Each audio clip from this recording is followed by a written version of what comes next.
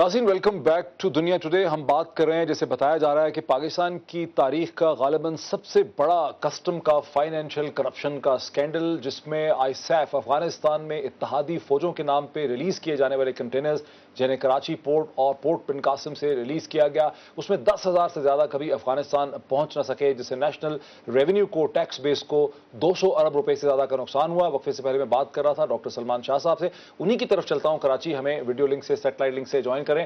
Doctor صاحب میں آپ سے سوال پوچھ رہا تھا کہ ایک طرف تو ہمارے پاس صحت پہ اور ایجوکیشن پہ اور سائنس اینڈ ٹیکنالوجی پہ خرچ کرنے کے لیے پیسے نہیں ہیں. ہر سال آپ بجٹ میں دیکھتے ہیں، اس سال بھی ہم نے دیکھا کہ فیڈرل ایجوکیشن بجٹ جو ہے اس میں 34 ارب روپیہ ہم نے ایجوکیشن کی مد میں، ہیلتھ کی مد میں ہم نے صرف 16 ارب روپیہ اور سائنس اینڈ ٹیکنالوجی پہ صرف 4.9 ارب روپیہ خرچہ. اور دوسری طرف سے ہم دیکھتے ہیں کہ 200 ارب روپے کا کرپشن سکینڈل ہو رہا ہے ایک ایک ڈپارٹمنٹ کے اندر. تو کیا سمجھ آتی؟ دیکھیں وہی ہے کہ it is a total disintegration of the state machinery. اور آپ دیکھیں کہ پنجاب جیسا جو پروونس ہے، سب سے بڑا پروونس ہے، اس میں پورے ایجوکیشن کا جو کرنٹ ایکسپینڈیچر ہے وہ 23 ارب کا ہے. اور اسی طرح اسکولوں کے اور کالجوں کی فیسلٹیز وغیرہ کے لیے 23 ارب کا ہے. جو آپ نے ہائر ایجوکیشن کمیشن کی بات کی، جو ہمارے اسٹوڈنٹس جو پی ایچ ڈی کرنے گئے ہیں ان کے وظیفے ہم نے کاٹ دیے ہیں کیونکہ ہمارے پاس پیسے نہیں ہیں.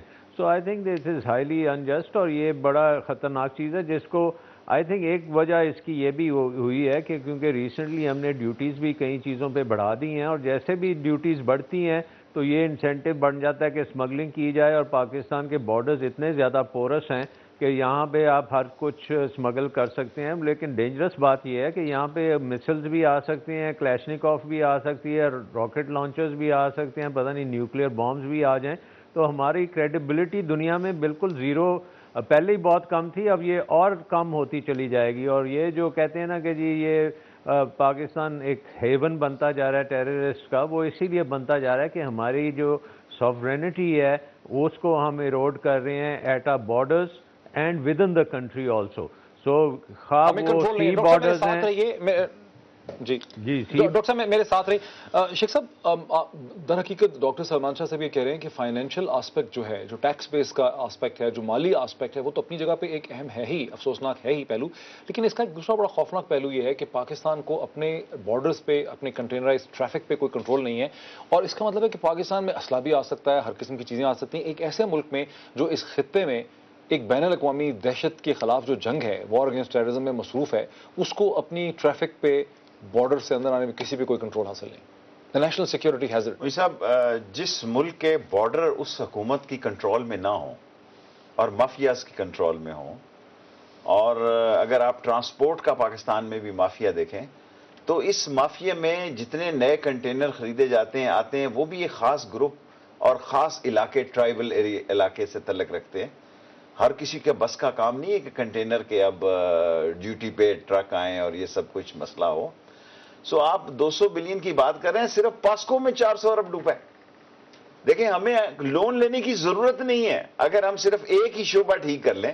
اور میں سجیشن دے رہا تھا تو آپ ادھر چلے گئے ہم ڈاکٹر صاحب کی طرف. میں تو یہ رائے رکھتا ہوں پہلے دن سے کہ ہمیں کسٹم ڈیوٹی پرائیویٹ پارٹیز کو دے دینی چاہیے اور اس کسٹم ڈپارٹمنٹ کو ان کے متحد دے دینا چاہیے. پرائیویٹ پارٹی ڈبل ریونیو دے گی، ڈبل ریونیو دے گی. سب کسٹم اکٹھا کرنا تو ہمیشہ اسٹیٹ کی ذمہ داری ہے. اب جب نہیں ہو رہا، جب اپریزر وہ لگاتے ہیں جو کرپٹ ہوں، ڈسانسٹ ہوں، جب لوگ ہیڈ آف اسٹیٹ، دیکھیں جی کل آپ کہیں گے پولیسنگ آپ پرائیویٹائز کرتے ہیں، اگر آرمی پرائیویٹائز کرتے ہیں، یہاں آئی نہیں ہوئی ایک غیر ملکی پالیسی. دیکھیں جب آپ کو رزلٹ چاہیے، رزلٹ کے آئیڈیاز آپ کو کیسے لگ رہے ہیں؟ دیکھیں آپ بات کمپلیٹ کر لیں پھر. دیکھیں رزلٹ آپ کو چاہیے. رزلٹ یہ ہے آپ سکینر لگاتے ہیں وہ خراب نکلتے ہیں وہاں. ایس آر او تبدیل کرنا یہاں پہ دیکھیں ایک ایس زیڈ، کوئی کسی دن آ کے قوم کو بتائیں کہ یہ جو رولز ہیں کسٹم کلیئرنس کے وہ کتنے ہزار اور کتنے لاکھ ہوں گے. یہ تو کوئی اور بتا سکے گا آپ کو کہ جو ایس زیڈ کی تبدیلی سے ہی اربوں کروڑوں روپے کا. اور ڈاکٹر صاحب نے بڑی ٹھیک بات کی ہے. بیسک بات یہ ہے کہ ریونیو تب بڑھے گا جب آپ ڈیوٹیز کم کریں گے. ریونیو بڑھانے سے کرپشن کے دروازے کھلتے ہیں. اور کسٹم والے جو ہے، یہ ابھی تو یہ کراچی پورٹ کی بات ہے، اگر آپ دوسرے پورٹ دیکھیں گے اس ملک میں آٹا آ جاتا ہے باہر سے بارڈرز پہ. شوگر چلی جاتی ہے, شوگر آ جاتی ہے, گندم شوگر آ چلی جاتی ہے. یہ ابھی کہا گیا کہ شراب کے اتنے کنٹینر نکل کے, ظاہر ہے یہ. میں تھوڑا سا اس میں ناظرین آپ کو بتاتا چلا جاؤں کہ ہم کوشش یہ کر رہے تھے, چونکہ فائنانس کی بات ہو رہی ہے, ریونیو کی بات ہو رہی ہے, ٹیکس بیس کی بات ہو رہی ہے, ہم کوشش کر رہے تھے کہ پاکستان کے finance secretary, federal finance secretary Salman Siddique صاحب سے بھی ہم بات کر سکتے, لیکن ان سے ہمارا رابطہ ہو نہیں رہا. ان کا فون جو ہے وہ بند ہے. اگر ہمارا ان سے رابطہ ہو سکا تو کیا خیال ہے کہ ان کا فون آپ کو ان کا فون کھلا ملے گا؟ میرا مطلب ہے کیا ہونے جا رہا ہے کہ ویٹ کہا گیا قوم کو کہ ہم نہیں لگا رہے, لیکن جی ایس ٹی کیا کہتے ہیں ریفارمز میں انہوں نے وہ بھی تڑکا لگا دیا. قوم کو تو دھوکہ دیا جا رہا ہے ہر طرف. اچھا, میں قوم کو تباہ و برباد کرنے کے لیے یہ سارے ہتھکنڈے استعمال کیے جا رہے ہیں. یہ 700-800 ارب روپے کا قرض ایک مہینے میں اگر یہ اپنی پالیسیز ٹھیک صرف بندرگاہ کو ٹھیک کر لیں. دیکھیں ہماری جغرافی پوزیشن اتنی زبردست ہے, ہماری جیو پولیٹیکل سچویشن اتنی زبردست ہونے جا رہی ہے کہ کرغستان کے اس کا امریکن بیس بند ہونے کے بعد اب وہ دبئی سے کوئی ایئر بریجنگ نہیں کر سکیں گے. کر سکتے ہیں لیکن وہ بہت ایکسپینسو ہے. تھوڑا سا میں اس پہ روکوں گا آپ کو شیخ صاحب. ہمارے ساتھ اسلم شاد صاحب, فارمر ممبر کسٹم اپیلیٹ ٹرائبیونل جو ہیں, ٹرائبیونل, وہ ہمارے ساتھ ہیں. اسلم شاد صاحب السلام علیکم, ویلکم ٹو دس ڈسکشن.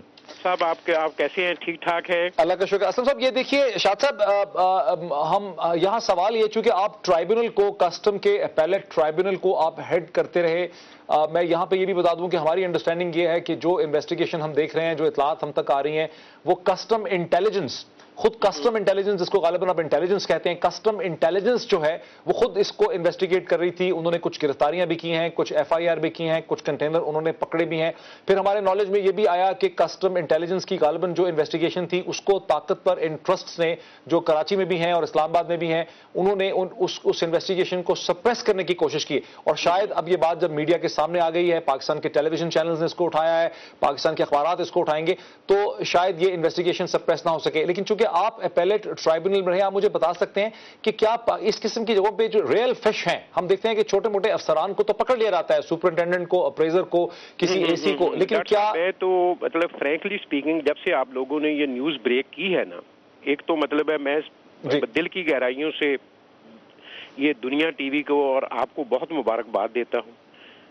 یہ مطلب شرم بھی آتی ہے اس مسئلے کے اوپر بات کرتے ہوئے. یہ تو بہت بڑا الارمنگ جو ہے سیکورٹی لیپس بھی ہے, اور بہت بڑا یہ کسٹمز کے اوپر بھی حرف آتا ہے. میں ابھی یہ آپ لوگوں کا ساری ٹاک سن رہا تھا, ڈاکٹر صاحب کی, شیخ رشید صاحب کی. یہ میں سمجھتا ہوں کہ without active connivance of those who have been manning the affairs at different choke points like Karachi, Quetta and Peshawar, اتنے بڑے اسکیل کے اوپر 220 ارب روپے کا ایویژن یا اسمگلنگ ممکن نہیں ہے, ناممکن ہے. میری تو یہ مطلب ہے گزارش ہے کہ اس ایشو کی اوپن, ٹرانسپیرنٹ, سپیڈی انویسٹیگیشن ہو, اور اس کے بعد جنہوں نے کیا ہے ان کو سزا ملنی چاہیے, کیونکہ صرف قصے کہانیوں سے بات نہیں بنے گی. 220 ارب روپیہ بہت بڑی بات ہے, اور اس میں کوئی بھی اگر ہرڈل ڈالتا ہے, بہت بڑے جوڈیشل کمیشن بنایا جائے جس بھی لیول کے اوپر کیا جائے, کیونکہ لوگ تو مطلب کھانے پینے کو ترس رہے ہیں, لوگوں کو تو کچھ مل نہیں رہا ہے.